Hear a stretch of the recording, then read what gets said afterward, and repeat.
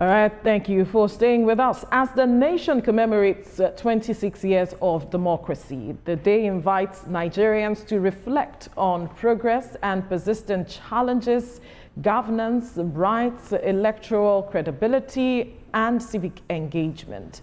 Joining us for this conversation is the Governor of Kaduna State, Sani, and also in the studio we have TV host Sam Omashe to be speaking with us. But Governor, good morning, sir. Thank you for joining us, Your Excellency.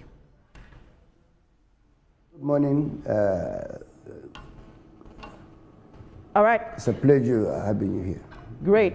Let me begin by taking you back in time. You were part of those who fought for our democracy to return in 1999. So much so, our current president even acknowledged your efforts that you did not go into exile. You stayed back in Nigeria to sustain the pressure against the military so that we can have what we are practicing now. 26 years down the line, how will you evaluate the efforts you made or contributed to at ensuring that Nigeria has a democracy as we speak? Thank you very much again for having me. Today being June 12th, Democracy Day, I can say that so far so good. As you are aware, democracy is a process. Some of us that fought for the term of democracy in Nigeria believe that it's a process that must be entrenched, and entrenching democracy, like I said, is a process. But of course, when we're doing that, at least today we have about 26 years of uninterrupted civilian rule, democratic rule in Nigeria, which of course, in my own opinion, I can say that some of us that fought for the term of democracy in Nigeria will look back and believe that our struggle was not in vain. But of course, when we're fighting for the term of democracy in Nigeria, fighting the successive military regimes, we believe that it's a process that certainly we have to work collectively together to ensure that we defend democracy, we entrench democracy, of course, because it's a process, like I said, and of course, we will have to continue to battle some anti-democratic forces, which, because you are aware, in a democratic government, there are a lot of people who might not necessarily know the importance of this, of democracy. They don't know that it's a process that needs to be nurtured, need to be dependent, need to be entrenched. But so far so good. 26 years, I can say that we are making progress. But a lot of people can say that we have not been able to achieve much. Yes, I agree. We expected better than what we have today in terms of the level of progress we made in the last 26 years.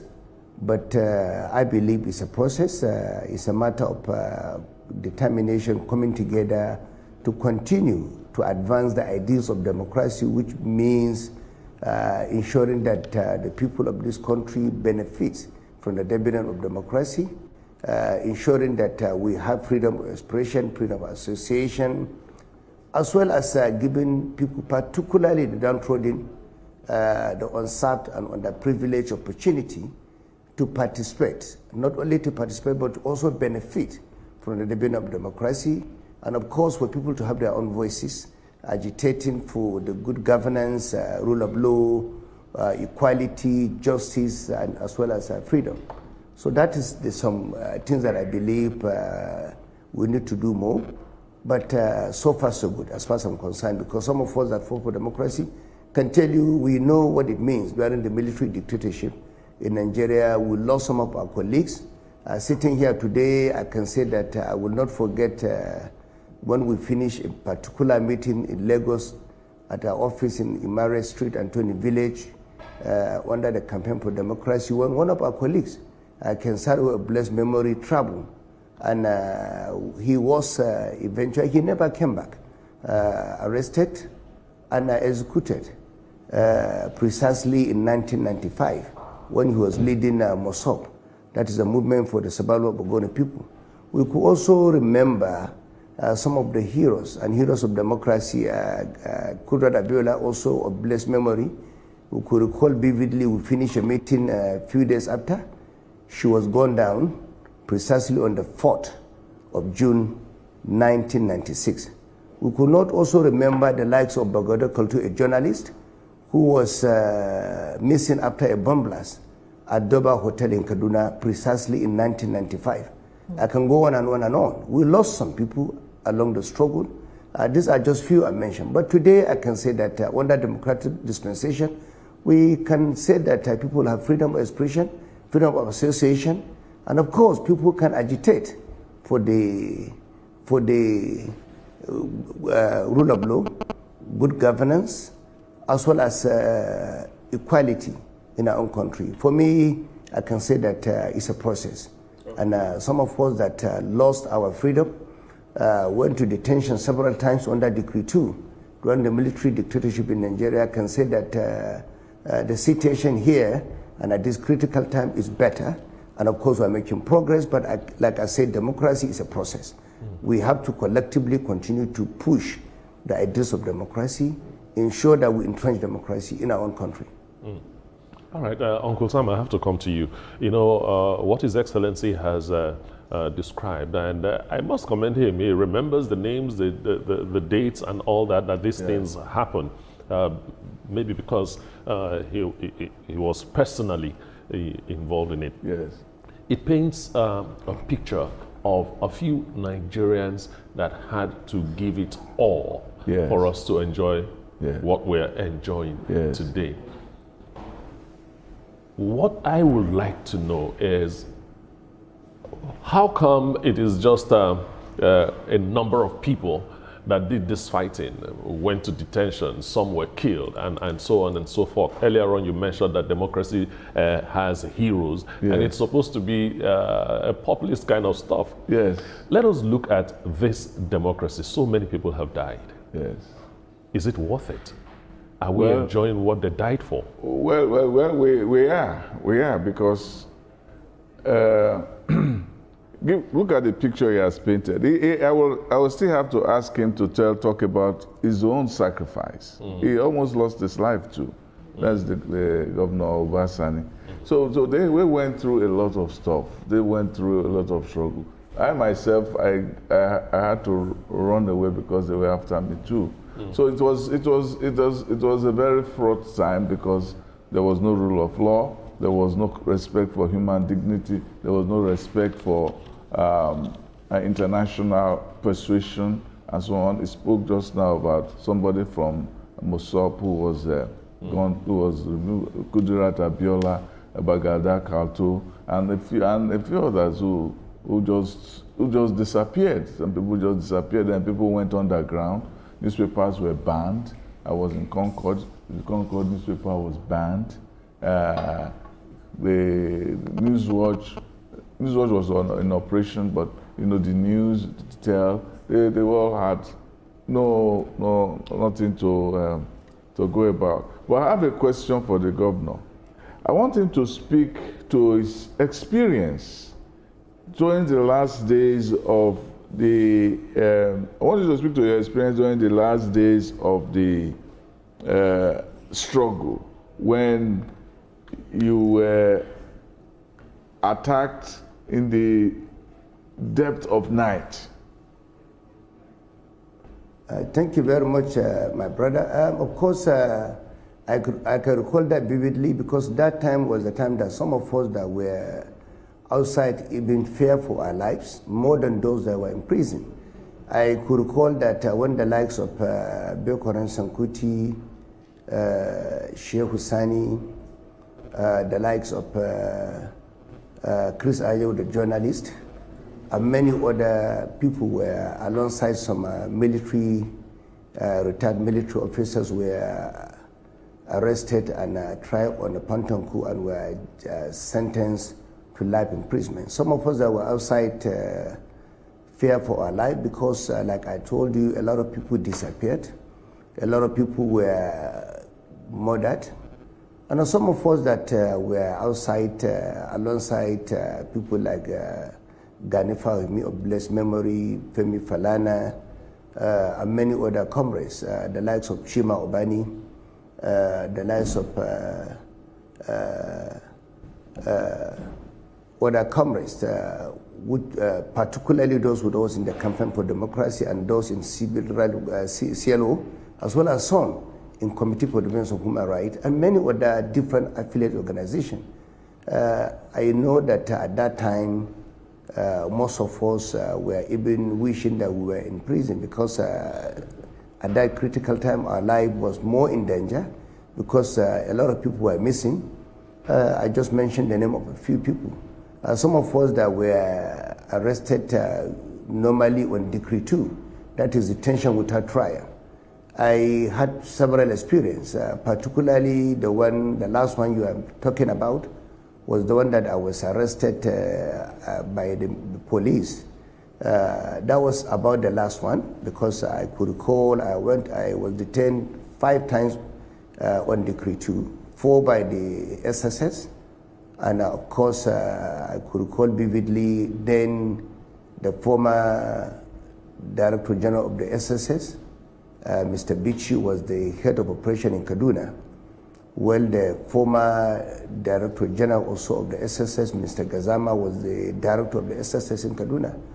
And I was arrested 3 times by the SSS in Kaduna and detained on Decree 2 between 1993 to 1998.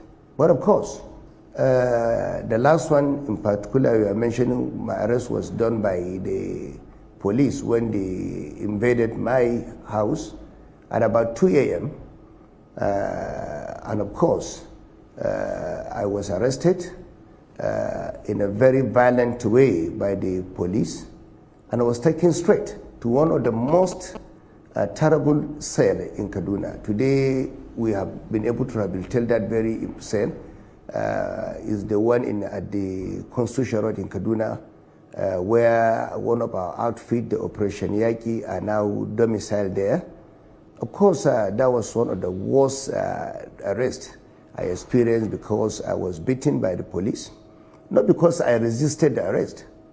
Of course, they came in a violent way and arrested me, took me straight, without a question, without anything, without even warrant of arrest, straight to the police cell.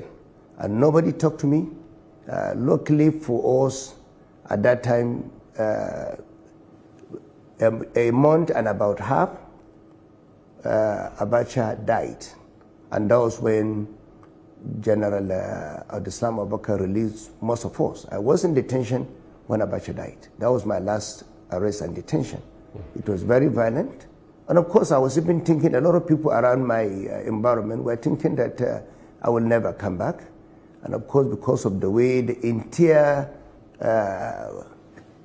area was completely invaded by the security, numbering more than 12 to 13 vehicles came to arrest me. And I really thought that was really terrible. But of course, today we're happy, we have returned to democratic rule in Nigeria. And I have no doubt in my mind, some of us have fought for democracy, particularly even the current president, President Bola Ahmed Tinubu, who was with us throughout the struggle. Some of them went to exile. Like I said, those that were in exile and those that were in prison, for us, we were even safer than some of us that were outside. Of course, because at that time, Decree 2 was there. Nobody had to explain to you where you were arrested. Nobody can talk to you about anything. Not even a lawyer can do anything. Detention without trial means you just go in there and remain in detention, whether in the police cell or in the SSS cell. Of course, like I said, we believe our struggle was not in vain. Today, we have returned our country to democratic rule. Yeah. Today, people can associate freely. Today, people can express themselves. Yeah. Today, we have people agitating for the development of democracy, but the process is still ongoing. We cannot be able to achieve, look at other developed societies that have been in democratic rule for decades. And of course, here in Nigeria, we need to continue to fight, to raise our voices. But at the same time, I still believe our criticism must be constructive, because we should not also allow some anti-democratic forces and elements to truncate our democracy. Your Excellency. We shouldn't give them the opportunity to undermine democracy in Nigeria. Yes, please. Your Excellency, you've played a pivotal role when we talk about democracy in Nigeria. But as a youth, I want to come from youth participation in democracy. Oftentimes, we see that our youths are very disconnected when it comes to politics because they believe that the democracy doesn't work. As a sitting governor, how can we explain to them and tell them the importance of democracy? Because the youths make up the country. If we look at it, we have a lot of youths. How do we make them believe in democracy again? Of course, let me give you one example. Of course, some of us that fought for the term of democracy in Nigeria, at the beginning, let me give you one classical example. After the return of democratic dispensation, even some of us that were in civil rights movement were divided. For instance, when Abdulsalam Abubakar invited us for a discussion, not only the civil rights movement, but all the interested parties to come and participate in democracy. Some of us believe we will not participate at that time simply because we believe there was no level playing field. But we did not just go out and start fighting to truncate democracy because we fought for it. What did we do? Under our able leadership of our leader, Chief Gani Fahmy of blessed memory, recall, let me even take you back a bit because you brought this very important question, which I believe there must be background before I answer this question, because it's very important. Just before the death of Abacha and the emergence of Abdulsalam Abubakar, at certain point, all of us came together under one umbrella, because at that critical time, some of us were in a campaign for democracy. When I was the national vice chairman of Campaign for Democracy, under the able leadership of Dr. Bekoro Sankuto of blessed memory, and there are other people in campaign Committee for Defense of Human Rights headed by Chief Femi Falana, CLO headed by Olisa Abakoba, IOB, and many other comrades with us at different organizations. We came together and formed Campaign for Democracy, and we have a lot of affiliate organizations. But somewhere along the line, we all agree we must come together to form one single group, which was headed by Chief Gani Fahmy. That was Joint Action Committee of Nigeria, JACON.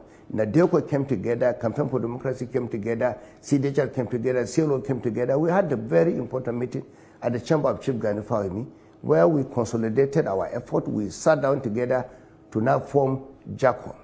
And at that time, we fought collectively under JACON to ensure that democracy returned. But after democracy returned, in 1999, what happened? Abdulsalam Abubakar started the democratic process. Some of us that were in National Conscience Party, and some in PRP under led Balarabe Musa, and some in MDJ under MD Yusuf, and many other political parties that wanted to be registered, felt we will be disenfranchised and we may not even be registered by INEC. What did we do? Instead of us to go and join other political parties, we decided to form and insist that our party must be registered. And at that time, I could recall vividly, we sat down with our leader, Chief Gani Fahmy. Some of us refused to join other political parties and still remain with our party, the National Conscience Party under Chief Gani Fahmy. We didn't go out and start making noises. Like today, I've had some people granting interviews about challenging INEC, not registering political parties. You don't do it that way. During our time, our leader, Chief Gani Fahmy, told us, we fought for this democracy. We lost some people along the line. You know, what did we do? We went straight to court. We won. We lost at the Federal High Court. We also moved straight to Court of Appeal. INEC appeal, and we went to Supreme Court. I could recall vividly, we won at the Supreme Court, where we won the battle against INEC for the expansion of political space in Nigeria. Today, you hear political parties like Labour Party, other political parties, is because of our struggle. We took the battle to the Supreme Court. I could recall vividly, it was INEC versus Musa. that is Balaraba Musa. It was championed by Chief Ganufami, but our party, National Conscience Party, along other political parties, were registered by INEC because we won the battle at the Supreme Court. So what I'm saying here is that before I answer the question about the youths, even the politicians, we must understand we're in a democratic dispensation. Even some of us that fought for democracy went to detention. We had to go back to follow the process by going to court. We won the battle at Supreme Court. But some people sit down at the comfort of their bedrooms, address media, and castigate INEC and try to undermine democracy. Go and follow the process. If INEC refused to register your party, go to court like we went during our time. We did not just address media, start attacking INEC, undermining democracy, calling for anarchy. We cannot do that because we were in the process. That is number one. Number two, talking about the youths. Some of us at the beginning, of course, we were not even satisfied with the process. But when Chief Ganufami told us it is important for us to participate. Democracy is a process. So I'm calling on the youths, on our younger generation, particularly those who are very active, agitating for democracy, looking at the way things are moving. If you are not satisfied, my position is clear. When you look at the INEC position, look at the number of people that voted in the last election, 2023, 2019, go back to 2015, majority of people that voted were youths and students. If you look at the statistics from INEC, why can't we all come together and insist we have to participate in the democratic process instead of sitting down and criticize the system? Participate and you can change the process. Some of us fought for democracy, but we didn't sit down. I did. All right. I was not initially even interested in participating, but when Chief Ganufami told us, participate, let's also try and get involved because we fought for this democracy. We must be involved in the democratic dispensation and the process. That is why today I'm sitting here as a governor of Kaduna State, because we participated in the process. We did not just give up. Right. Now, I love the fact that you mentioned youth participation, but let's move over now to the dividends of democracy, the role of subnationals. A majority of persons think that the subnationals are not working hand in glove with the federal government to ensure that the dividends of democracy trickles down to the people, though they are close to the people and not the closest, but they have a major role to play to ensuring that the people feel the impact of this democracy that was fought for. How do you respond to this? Thank you very much. I can say that, you see, democratic dispensation is a very interesting process, like you said, and of course, you have to find a way of having synergy between the federal government, the state governments, as well as the local government, because these three tiers of governments are very important, but not to forget also the National Assembly. National Assembly also have a very fundamental role to play.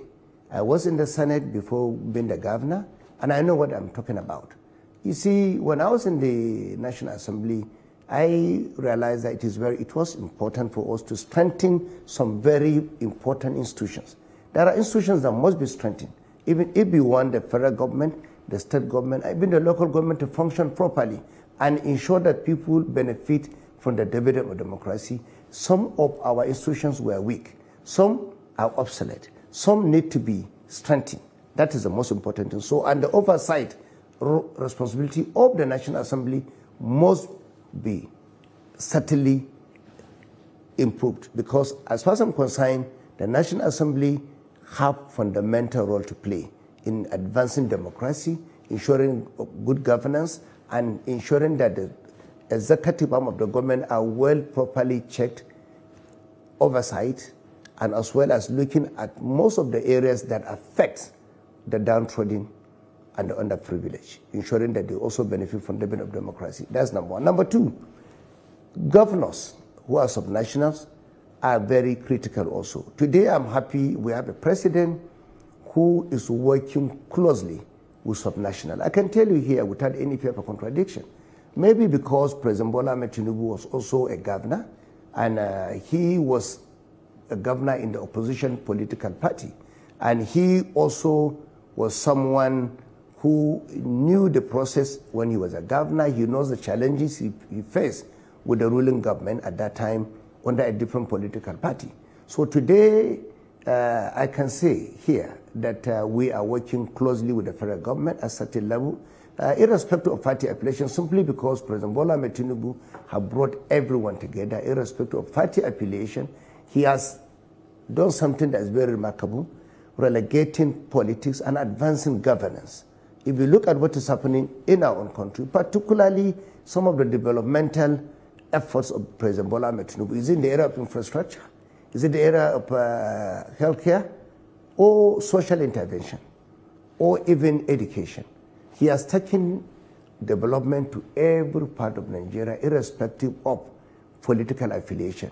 Whether you are an APC governor, a Labour Party governor, or a PDP governor, or APGA governor, he has certainly brought everyone together, worked with all the governors. So I can say we are having some level of synergy as we are speaking. The only thing I can say here is that, look, we need to also work closely together, particularly in some basic areas, because federal government cannot function properly without working with the state governors. There are areas where today we're having synergy in the area of healthcare. What we have achieved in the last 2 years, particularly in primary healthcare, because of the level of synergy between the federal government and the state governments, is unprecedented. In the area of infrastructure, particularly road infrastructure, every state in Nigeria are being looked into by the president. Even states that never voted, that didn't even vote for APC, he has taken that, he has put that aside. He has considered Nigeria as his own constituency, irrespective of party affiliation, and he's taking development to every part of Nigeria. And that is the reason why all the 36 governors today can bear me witness that we are having president for the first time that is carrying every governor along in his decisions, in his intervention, in his programs, and in his own policies. So that I can say here, because I'm one of the governors and I have been involved in most of these discussions and meetings. Having said this, I can also tell you that, of course, state governors are benefiting now from the federal government simply because some of the policies of the federal government that have just been, was implemented by Mr. President when he came in. The removal of fuel subsidy has tremendously increased the level of intervention and support, and even the FAC allocation going to the state and local government. That is number one. Number two, also, when you look at the effort by the federal government to encourage investors back to our own country, particularly the removal or the elimination of multiple exchange rate, the floating of our currency, has also really helped in driving investment to Nigeria. Because as an investor, you can't come to a country and invest if you cannot repatriate your investment. You cannot come to a country and invest if you don't know what you will wake up tomorrow and you'll be told by someone about the exchange rate in our own country.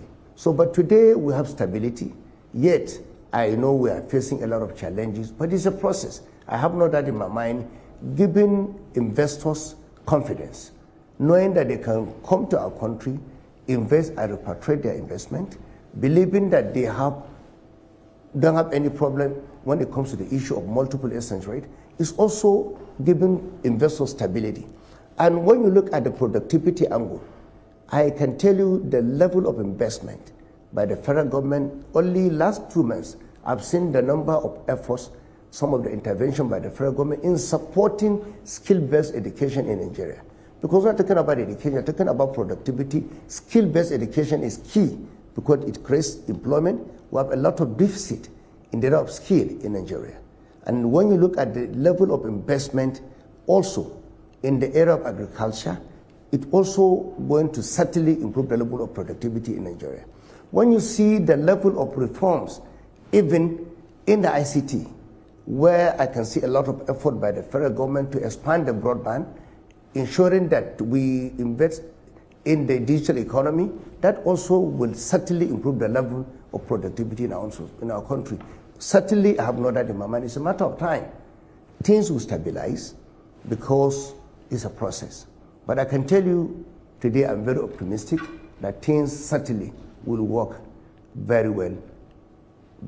It's just a matter of time. But I can see a lot of people who are complaining about the situation. Yes, we have the right to complain. We have the right to agitate. We have the right to express our position when things are not going the way we want them to go. But we should not forget where we're coming from. We should work on the basis of data, basis of statistics, and the records. In 2023, when we came in, let me give an example of the level of insecurity, in particular in my state, in Kaduna. I could recall, I was telling Mr. President at a function in Lagos last week, that on 12 December 2022, he was in Kaduna with us during the campaign. And we drove with him from Kaduna to Benengwari. I could recall vividly, at that time, the GOCO mechanized division in Kaduna was General Labaja. He gave us over 30 armored vehicles to escort us from Kaduna to Benengwari. It's a journey of 123 kilometers, but it took us almost 3 hours because we are moving with more than 30 armored vehicles because of the level of insecurity, the level of insurgency and banditry in that area. But today, you can go to Benengwari. I was happy when Babajide Otisiji left Lagos. He came to Kaduna. He went to Benengwari. Today, you can travel from Kaduna to Benengwari with your eyes closed, without a single police escort. 43,000 people were displaced as of 2022, 2021. In Benengwari alone, it says local government. More than 160 households were completely displaced. Today, they have all returned back to their own houses, to their own communities. We have opened the markets that were closed for 7 years. We have opened our cattle market. Today, every day from Benengwari, we always have not less than 25 trucks of cattle, cows, being transported from Benengwari to Lagos. The level of economic activities have really returned. Economic prosperity has also returned. So for me, it is the way to go. It is a process, and I have no doubt in my mind. We also have some good stories to tell. When you are coming from Kaduna to Abuja, in the last 3 years, ask anybody. Nobody dares follow Kaduna to Abuja road because there were kidnappings virtually on a daily basis. Today, you can move from Abuja to Kaduna with the eyes closed, without even by 12 midnight. I cannot remember the last time anyone was kidnapped along that axis. So I can say that we're making progress. So for me, it's the way to go. And I can tell you the same stories of about 6 local governments in Kaduna State. So that for me, I believe, if someone tells me we should not celebrate our successes, I will not agree with anyone, because these are facts. These are the experiences we have. Those are very interesting points you have raised there. I just want to go back. You were, as a student, you studied mechanical engineering, and then you did your master's in Calabar. You did it in finance. How did you segue from there into activism, because you were also active in NANS? Can you track all of that and how that led you into activism and June 12 struggle? Okay, if you recall, in one of my interviews, I said it clearly that some of us during the struggle are student union activists. Of course, myself, Sheikh Sani, Senator Sheikh Sani, Nasiru Kura, who was at one time the 9th president, and many other comrades joined the struggle from our student days. And of course, we also led the student union activism from our state, some of us from Kaduna up to the student union, as well as eventually joining civil rights movement, that is the Campaign for Democracy, But before joining Campaign for Democracy, we started at the local level when I formed a civil rights movement called Movement for Democracy and Justice. And of course, from there, we eventually participated actively after the annulment of June 12 election. And because of that, some of us eventually along the line met the likes of Chief Gani Fahmi, Beokoran Sankuti, Femi Falana, as well as even President Bola Ahmed Tinubu. And of course, we fought for the enthronement of democracy together. But we started the struggle, and at that time, I can tell you, very few people from northern Nigeria were actively involved in that struggle. But at this critical time, I must give a lot of credit to the likes of Balarabe Musa, of blessed memory, because he was our guiding person. He supported us. He stood by us. I can also have to give a lot of credit to Yohana Madaki, of blessed memory. He was also a former military officer. He participated actively in the struggle. There are other comrades who also were in the struggle with us in northern Nigeria. And of course, Rafsanjani is also there with us. He is still in the civil rights movement up to this moment. And many other comrades from northern Nigeria. But I can say that at that critical time, many people that were in the struggle were mostly in the southern part of Nigeria, particularly the southwest. But some of us from the north joined the struggle very early because we started as student union activists. And of course, when we decided at that critical time to also join forces with our colleagues in Lagos, particularly under the leadership of Bekoran Sankuti, and some of us happens to be extremely close to Chief Gani Fahmi of blessed memory. Someone like me, I can say that I was one of the closest activists with Chief Gani Fahmi because I was living in his house. When we were in the struggle, it was myself and people of Roshadi who were living almost permanently at the house of Chief Gani Fahmi. That was how close I was with Chief Gani Fahmi of blessed memory. So we were supported by our comrades. And I can say that for me, sitting here, if you ask me someone that really inspired me and really supported me, I can say that it was Chief Gani Fahmi of blessed memory. He stood by most of us, supported us, encouraged us, and even at a certain point, when he called me and said, look, he wants to start his scholarship in northern Nigeria, because I was privileged to also be a board member of Chief Gani Fahmi's scholarship for the underprivileged but indigent student in Nigeria. But I convinced him, I remember at that time, particularly in year 2001, I told him it is important for you to extend your scholarship to northern Nigeria. He appointed me as a coordinator, and today I can say I'm proud that the Chief Gani Fahmi scholarship that was extended to northern Nigeria under my able leadership has really supported hundreds of indigent but brilliant students from northern Nigeria. Some of them today are medical doctors, some are pharmacists, some are lawyers. We did that under my leadership, but under the Chief Gani Fahmi scholarship. As we gradually come to the end of this conversation, I just want you to quickly touch on two things.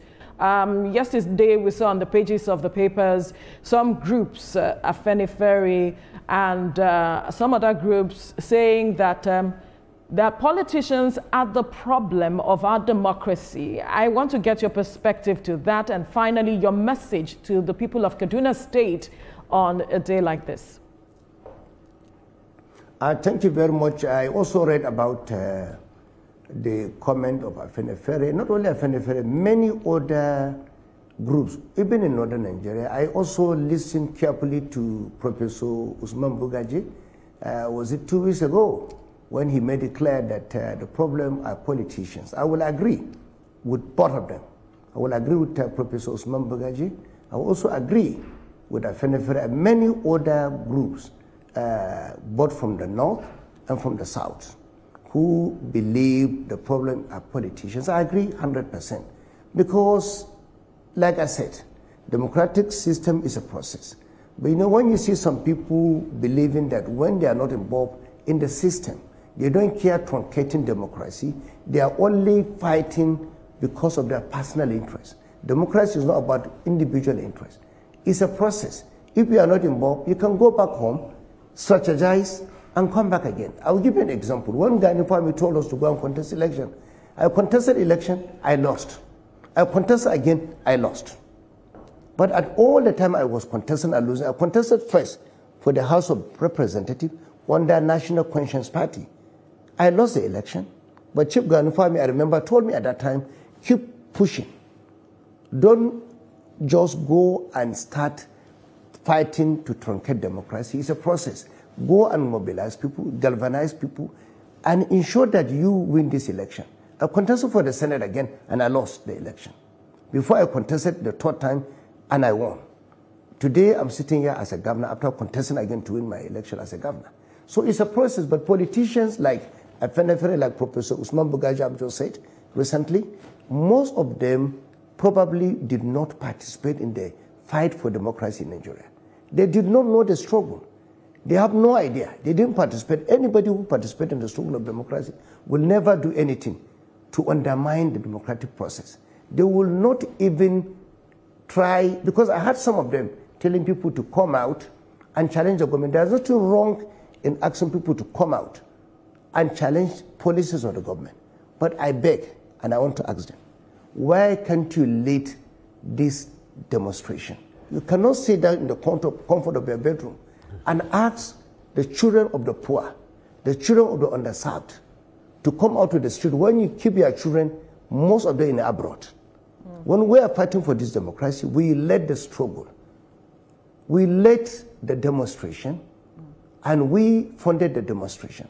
But you cannot sit down and fund the demonstration, but hide in the comfort of the bedroom. Some of them, I heard them talking in the television, and I want to ask you, unfortunately, Mr. Governor, our time is up.